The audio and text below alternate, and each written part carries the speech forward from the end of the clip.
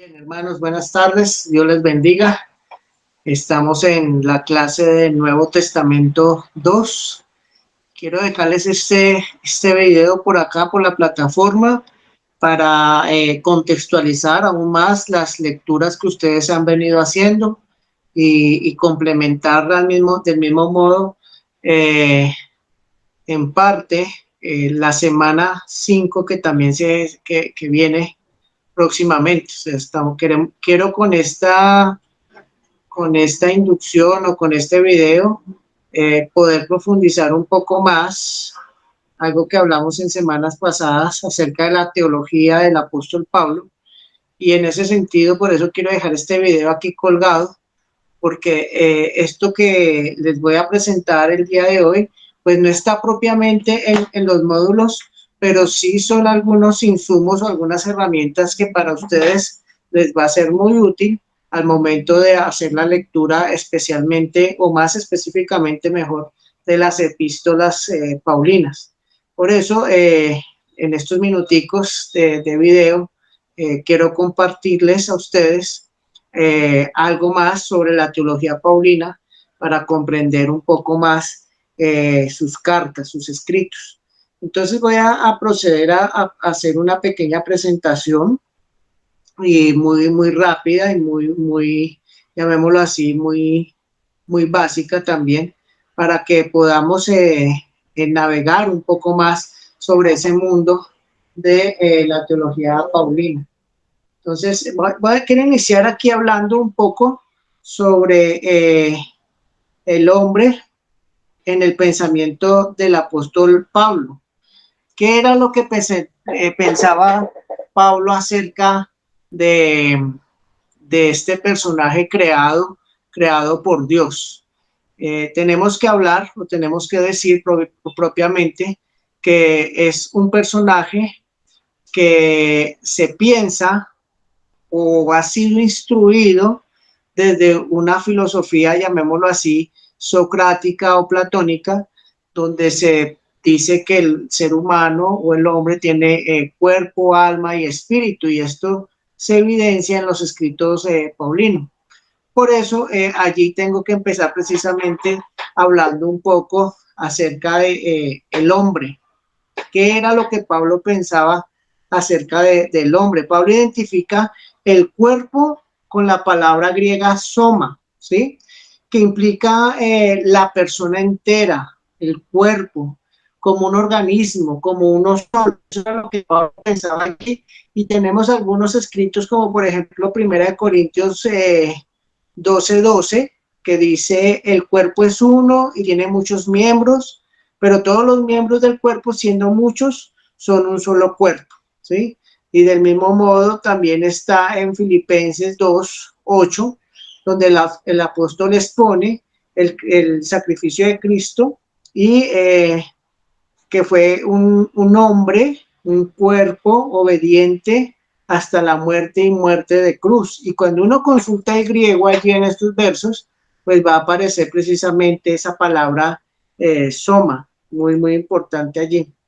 Del mismo modo, allí nos va a aparecer este otro escrito del apóstol Pablo en 1 Corintios 6:20. Pablo habla de la glorificación de ese cuerpo, parte con la palabra soma en el griego, de magnificar a Cristo en el cuerpo, allí en Filipenses 1:20, ¿sí? Pero no se queda solo hablando de cuerpo única y exclusivamente en ese sentido, también lo usa para hablar del cuerpo del pecado, como lo menciona quizás allí en Romanos capítulo 6, versículo 6, ¿sí? Entonces muy interesante allí ver en el pensamiento del apóstol Pablo cómo él lo maneja y cómo debe ser interpretado hoy en día. También el apóstol Pablo va a mencionarnos algo sobre el alma, ¿sí? Donde el apóstol coloca allí la palabra griega fique, fique, ¿sí?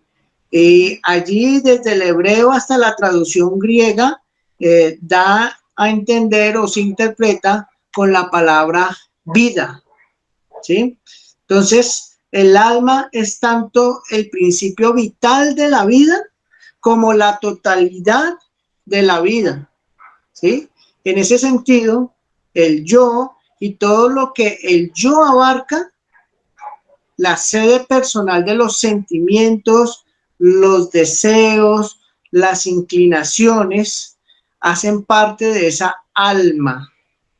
Como podemos evidenciar acá, alma se define muy diferente al cuerpo, ¿sí? Palabras más, palabras menos, lo podemos interpretar.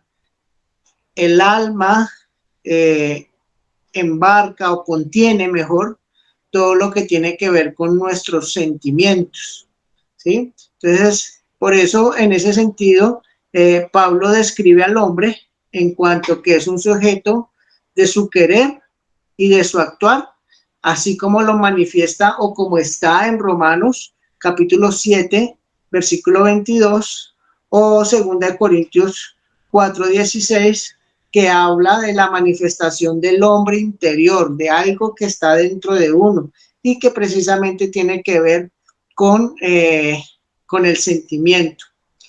Asimismo, hay una gran diferencia entre el cuerpo, el alma y sin duda alguna con el espíritu, ¿sí? También es muy, muy diferente. El espíritu, mi hermano, mi hermana, usted tiene que recordar que tiene que ver con la palabra griega neuma, ¿sí? Y esa palabra significa espíritu, viento o aliento, ¿sí? En ese sentido, tenemos que mirar el espíritu o entenderlo a lo mejor de la siguiente forma. Es ese algo que antes de Cristo está muerto y que si el pecador reconoce a ese Cristo, lo declara, llamémoslo así, como Salvador personal, ese espíritu resucita y es el que ayuda a transformar el alma, ¿sí? Ojo, no lo transforma, lo ayuda a transformar. Y eso cómo funciona entre la conexión o lo que conocemos como comunión entre ese espíritu y Jesús, que van a permitir que el alma y el cuerpo tome acciones de manera positivas o de manera obedientes, mejor desde esa palabra, de una manera obediente hacia los preceptos o las ordenanzas de Jesús, ¿sí? Entonces, por eso el Espíritu tiene una trascendencia tan importante en los escritos del apóstol Pablo. Entonces, allí tenemos que mirar que como el alma es el principio vital de la vida, continuar viviendo más allá de la muerte es una función neta o no una función, es el componente principal, esa esencia espiritual, ¿sí? ¿Cómo lo enmarca allí 2 Corintios capítulo 7, versículo 1, ¿sí? El otro sentido que tiene que ver allí con este espíritu es que este ayuda a controlar el temperamento personal de todo ser, ¿sí? Entonces allí vuelvo y repito lo que estaba mencionando. Allí es donde nosotros debemos tener muy en cuenta que el espíritu es el que se conecta o se religa o se enlaza con la comunión de Dios y es el que ayuda o permite que nuestro Dios haga el efecto, o más bien decirlo de la siguiente forma, no es que lo haga, sino más bien ayuda a que el ser humano a través del alma y el cuerpo tomen decisiones de obediencia porque el espíritu así lo permite. Ahora, recuerden otra cosa que me parece que es muy importante decirlo en este encuentro. Este espíritu es totalmente diferente al Espíritu Santo, ¿no? O sea, es obvio, pero hay que decirlo. Este espíritu, por eso ahí en la diapositiva le aparece a usted con una E minúscula, ¿sí? Y cuando hacemos referencia al Espíritu Santo es con E mayúscula, ¿sí? Entonces, la E minúscula es el espíritu del ser, del humano, ¿sí? Y la E mayúscula es la de Dios mismo, ¿sí? Eso debe quedar muy claro, mi hermano, mi hermana, para no confundirnos, ¿sí? Y no presentar de pronto algún tipo de doctrina, como de pronto alguna vez se escuchó de un predicador muy famoso, el cual no me es permitido decir el nombre acá, pero sí lo dijo en alguna ocasión un predicador muy famoso, dijo en un sermón que nosotros éramos pequeños dioses, que porque teníamos el Espíritu de Dios dentro de nosotros. Y eso no es así, nosotros no somos pequeños dioses, ¿sí? Nosotros somos hijos de Dios por el sacrificio que hizo el Señor Jesucristo por nosotros. El hecho que el Señor Jesús haya hecho este sacrificio y nos haya hecho hijos de Dios no significa que seamos pequeños dioses.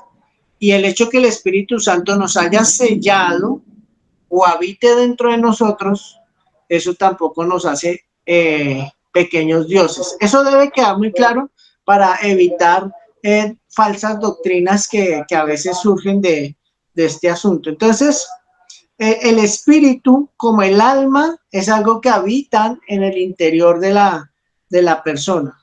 Pablo no piensa en un principio elevado, él piensa en el yo, como individuo, como persona. El espíritu es el yo consciente o sabedor. Así lo habla Romanos 8:16. Es por eso que el espíritu, o sea, el neuma, nos hace conscientes de las cosas y regala el conocimiento para comprenderlas mejor. Nos ayuda a ser más conscientes. El espíritu es el que nos ayuda a discernir entre lo bueno y lo malo, ¿sí?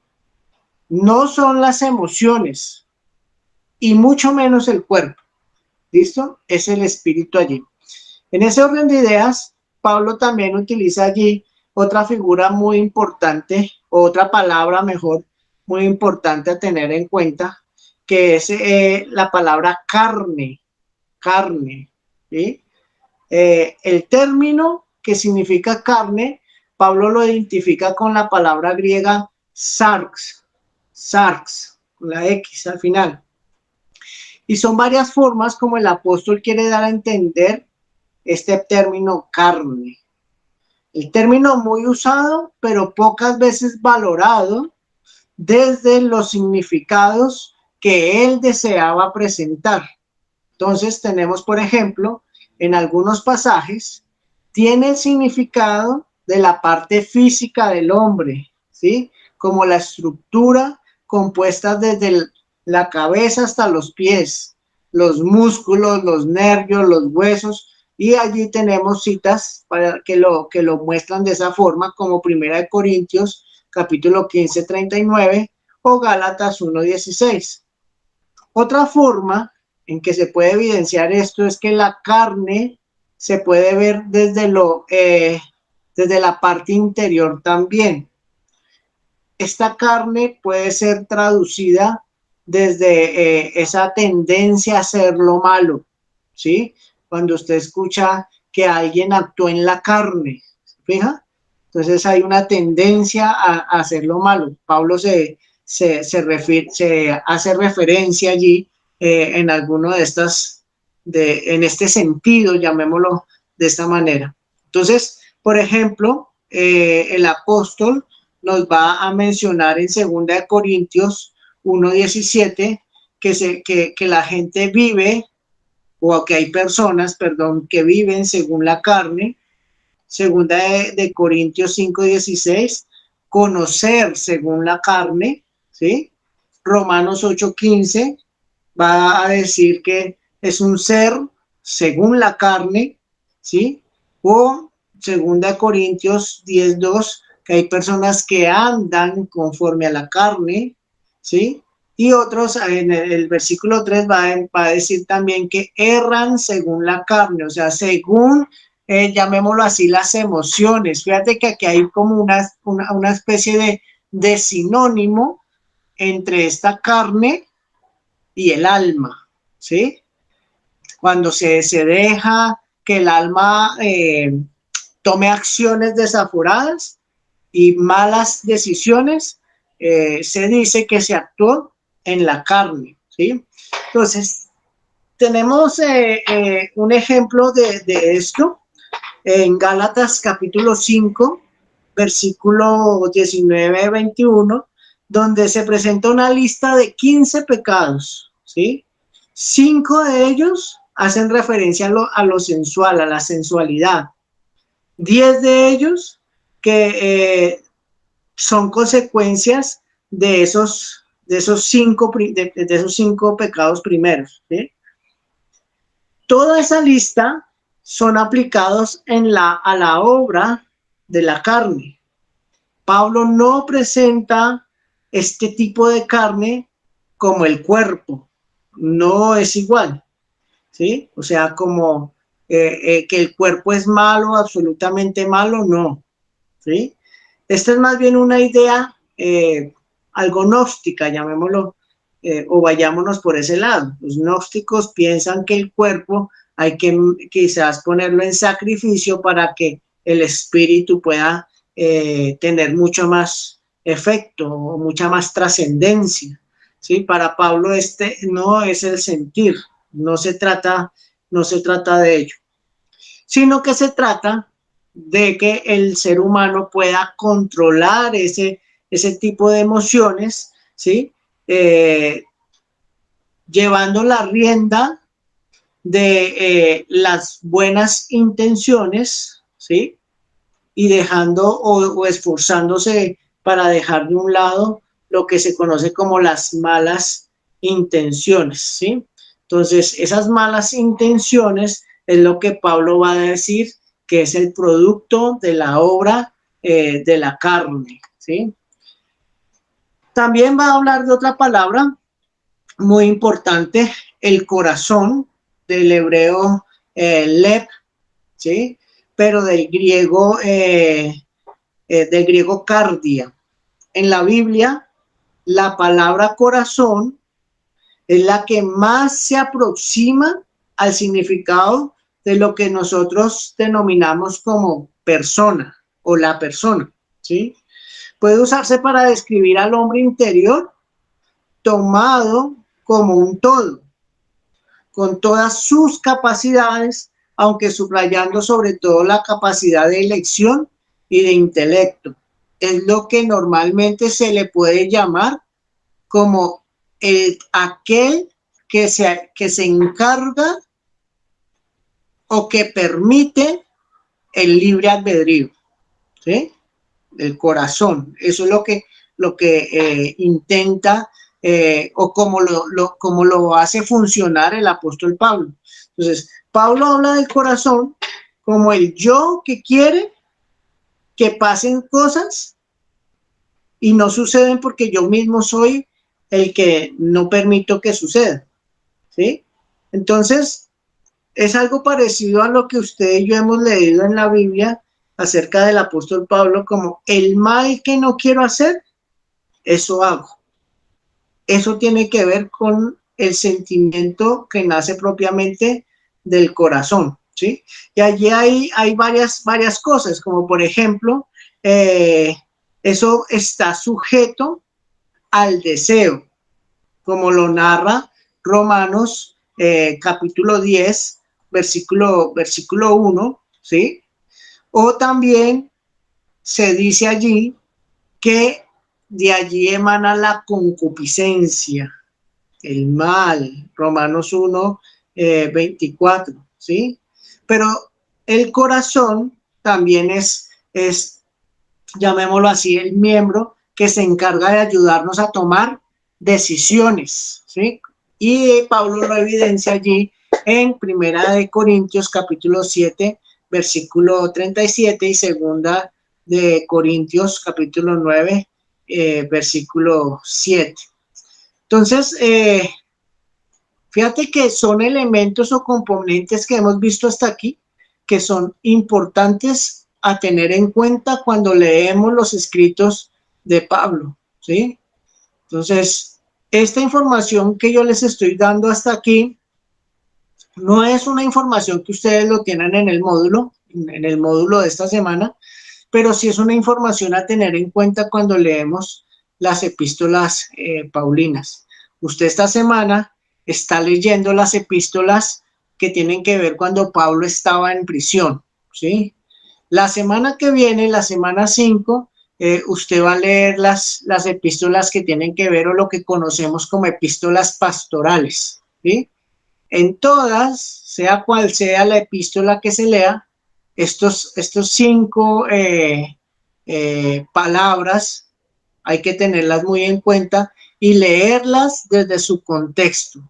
Por eso es que es tan importante haberlas mencionado durante este tiempo de encuentro a través de este video que les pienso dejar esta semana. Otro asunto que se debe tener en cuenta es cómo Pablo ve el pecado, ¿sí? Entonces, en el Nuevo Testamento, Pablo, o se da por sentado, perdón, que el hombre es un pecador. Ahora, cuando hablo del hombre, estoy incluyendo a hombres y mujeres. O sea, el ser humano es un pecador. Y Pablo lo expresa de una manera universal allá en Romanos 4:23. Él va a decir allá, por cuanto todos pecaron, todos, todas, ¿sí? Para indicarnos la gravedad de este asunto del pecado, ¿sí? Y del mismo modo, Pablo no solo advierte la gravedad, sino que también advierte las consecuencias de este mismo. ¿Qué va a ocurrir o qué ocurre con el pecador? ¿Sí? Entonces, al tener una comprensión del hombre en el pensamiento teológico de Pablo como un ser, así como hablamos en esas 5 palabras que vimos anteriormente, va a relacionar eso con la problemática del pecado. Entonces, ¿cómo lo vamos a entender ahora? Que el ser humano puede pecar con su cuerpo, puede llegar a pecar con el alma, puede llegar a pecar con su corazón, ¿sí? Con el espíritu, ¿sí? Con el espíritu, porque usted podrá decir, pero pastor, si el espíritu ya está vivo, ya está resucitado, tenga cuidado, porque el espíritu lo puede llegar usted a menguar, a contristar o lo puede llegar, no puede volver a matarlo porque como lo ha resucitado Cristo, lo que Cristo resucita, no, eso sería como perder la salvación. Pero sí puede llegar usted a separarlo de esa comunión con Dios, ¿sí? Entonces fíjate que allí también pueden haber consecuencias serias. Eso es lo que nosotros podríamos llamar hoy en día a que un cristiano, un creyente, se va de la iglesia. No pierde la salvación, pero se está separando y el Espíritu, a través de el convencimiento del Espíritu Santo, es el único que puede llegar y volverlo a traer y volverlo a conectar con la iglesia, ¿sí? Y cuando hablo de iglesia, hablo de la iglesia del Señor, ¿sí? Ahora, no quiero llegar a confundirlos con lo que estoy diciendo.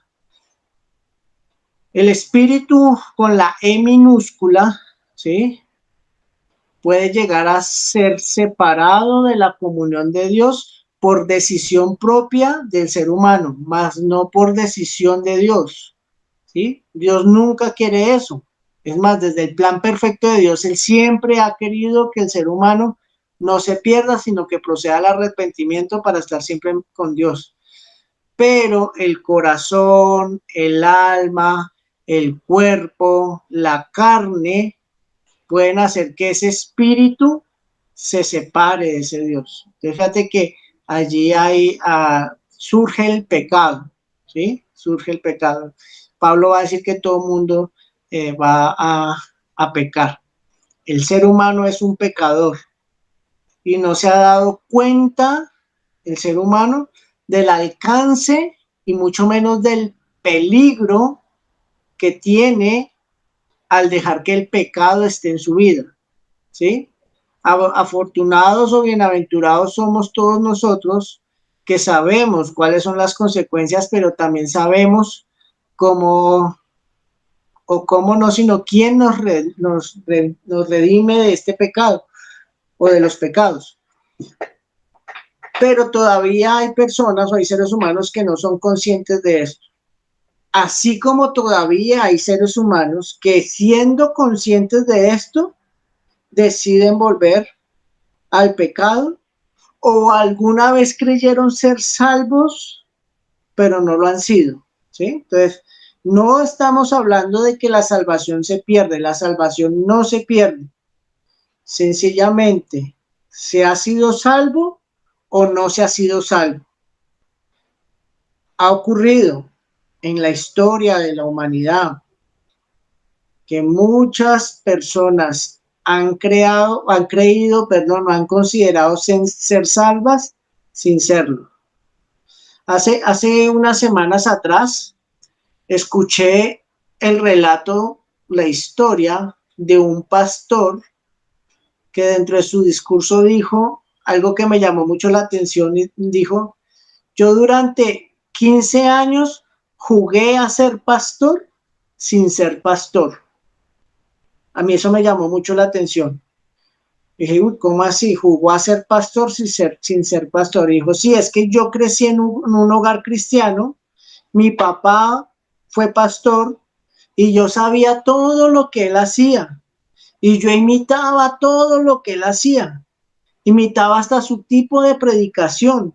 Y yo creía que era pastor.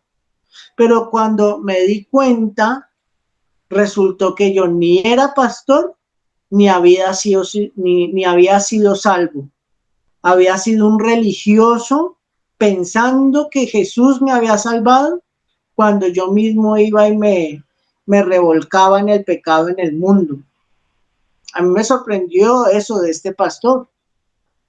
Sin embargo, este pastor llegó y dijo, ahora verdaderamente soy salvo por el Señor porque el Señor trató conmigo y ahora sí soy un verdadero pastor. ¿Sí? Interesante ese testimonio que les doy para poder comprender que no estamos hablando de una pérdida de salvación, sino estamos hablando de un ser humano que ha sido salvo o que no ha sido salvo. Pero eso de que he sido salvo y me aparté de la iglesia y resulta que me aparté por mis gustos, porque yo no estaba de acuerdo con el pastor o porque es que no suplían mis caprichos o yo no escuchaba lo que yo quería escuchar. Eso simplemente es una situación que no tiene que ver nada con la salvación, sino más bien con la rebeldía de un ser humano, ¿sí? Entonces, es muy importante cómo Pablo nos exhorta a mirar esa gama de variedad o esa gama de colores, llamémoslo así, que tiene que ver con el pecado, ¿sí? Y también nos da, obviamente, la solución a este asunto. Pablo en ningún momento menciona que no haya solución para este tema del pecado, todo lo contrario. Siempre presentó a Cristo Jesús como la solución a este problema o a este dilema del pecado. Bien.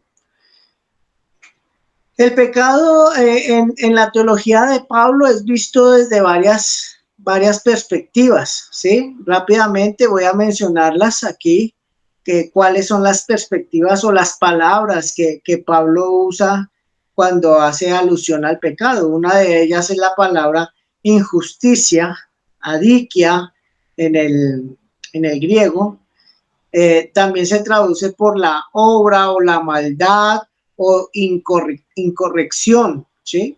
Esta palabra va a aparecer allá en Romanos 1:29, en Romanos 2:8 y en Colosenses 3:25. Sin duda alguna, la palabra más conocida por nosotros es la palabra amarrita, sí, amarrita, que es la palabra usada en el Nuevo Testamento para dar la idea de el pecado, amartía, perdón, es amartía, no amarrita, sino amartía. Y esta palabra da el sentido general del pecado. Cuando nosotros hablamos de pecado, hablamos de errar en el blanco, se usa esta palabra amartía del pecado, y esta significa que se ha transgredido una norma, se ha transgredido una ley, se obra mal, se contradice. La palabra da la idea de una condición responsable de parte del ser humano con la característica que implica la culpabilidad de sus actos. Otra palabra que hace referencia a Pablo allí es anomia, ilegalidad o iniquidad, ¿sí? Donde no se puede alegar ignorancia, o sea, el desconocimiento de una norma no significa que, ¿sí?, que les sea permitido hacerlo, ¿no? Eso no implica ese sentido, ¿bien? También tenemos la palabra infidelidad o incredulidad, y allí está la palabra griega apista, y tiene que ver con resistirse a creer. Está la palabra acebeia, impiedad, ¿sí?, que de esto es lo que más sobreabunda hoy en día, ¿sí?, y su alcance lleva a comprender la falta de reverencia, ¿sí? Yo creo, y esto lo digo yo, no lo dice la Biblia ni lo dice los módulos, pero yo creo que lamentablemente en nuestras congregaciones abunda la impiedad, la falta de reverencia. El simple hecho de que el Hijo de Dios venga al culto y en medio de la predicación se dedica a ver memes de Facebook o los mensajes de WhatsApp, allí ya hay falta de reverencia. Vuelvo y repito, eso lo digo yo, no lo dice ni el módulo ni nada de eso, de ese asunto. Permítame proseguir a otras palabritas que maneja Pablo con respecto al pecado. La sensualidad, aselgia, aselgeia, lleva la idea de licencia, de relajamiento sensual, libertinaje en el vocabulario de Pablo. La palabra deseo, ¿sí? Epitumía, palabra que envuelve el carácter moral de la persona, donde ella juzga lo que es malo o bueno. Perdón. El pecado se presenta como base de operación en el desear, porque lleva a la persona a caer en la tentación. Ese es el sentido teológico que Pablo da allí, o que dio a entender cuando escribió la palabra deseo. La palabra hostilidad, erja, es una palabra en el vocabulario de Pablo que nos lleva a ver cómo el pecado llega a los sentimientos, produciendo acciones hostiles contra el prójimo. O sea, ya toma acciones más severas allí. Está la palabra kakia, que es la maldad, ¿sí?, para indicar la perversidad o la depravación como algo opuesto a la bondad o el bien hacer, ¿sí? Y sin duda alguna está también allí la palabra transgresión, parábasis, usada solo unas 8 veces en el Nuevo Testamento.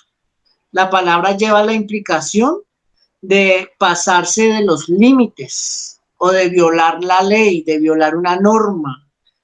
Hay en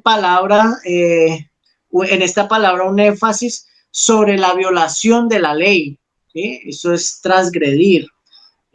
Allí, por ejemplo, tenemos Romanos 5:14, donde nos va a hablar de esa transgresión. Dice, no obstante, reinó la muerte desde Adán hasta Moisés, aun en los que no pecaron a la manera de la transgresión de Adán. Ahí está la palabrita griega, parábasis. Y está la palabra perversidad, poneria. Se traduce también como bajeza o como una malicia. Ahí aparece la palabra perversidad. Entonces, mis hermanos, allí les dejo esa listica, les dejo este video, ¿sí? Para que ustedes puedan tomar los apuntes necesarios para que cuando estemos leyendo el apóstol Pablo, tengamos en cuenta estas palabritas y que le demos el sentido que realmente el apóstol Pablo quiso dar al momento de ponerlas allí en el escrito. Sin duda alguna, mis hermanos, mis hermanas, yo espero de corazón que este insumo, estas herramientas les sirvan a usted, y también la sugerencia siempre va a estar allí. Utilicen fuentes, diccionarios teológicos, ¿sí? Ojo, no es lo mismo usar un diccionario teológico a usar un diccionario común y corriente, ¿sí? Entonces, no solamente se queden con esta información, sino que también tengan la posibilidad de ustedes mismos dentro de sus colecciones tener un diccionario teológico. Hoy en día por el internet se consigue bastantes diccionarios teológicos, muy buenos diccionarios teológicos que nos ayudan a comprender aún más estas palabras que hacen parte de lo que Pablo reflexionaba o lo que Pablo pensaba cuando escribió sus cartas. Bien, no siendo más, mis hermanos, mis hermanas, espero poderme encontrar con ustedes en la semana 5 de una manera más presencial, y también espero que la información que les he dado acá no los confunda más, sino que todo lo contrario les sea de bendición para que puedan hacer una mejor lectura de las cartas del apóstol Pablo. Dios les bendiga, mis hermanos. Muchas gracias por este tiempo que dedican a su estudio, y que sea el Santísimo y el Eterno Dios Todopoderoso usándoles para toda buena obra, y que el reino de los cielos se extienda más allá de nuestras fronteras. Bendiciones, mis hermanos, y que tengan una muy buena semana. Chao.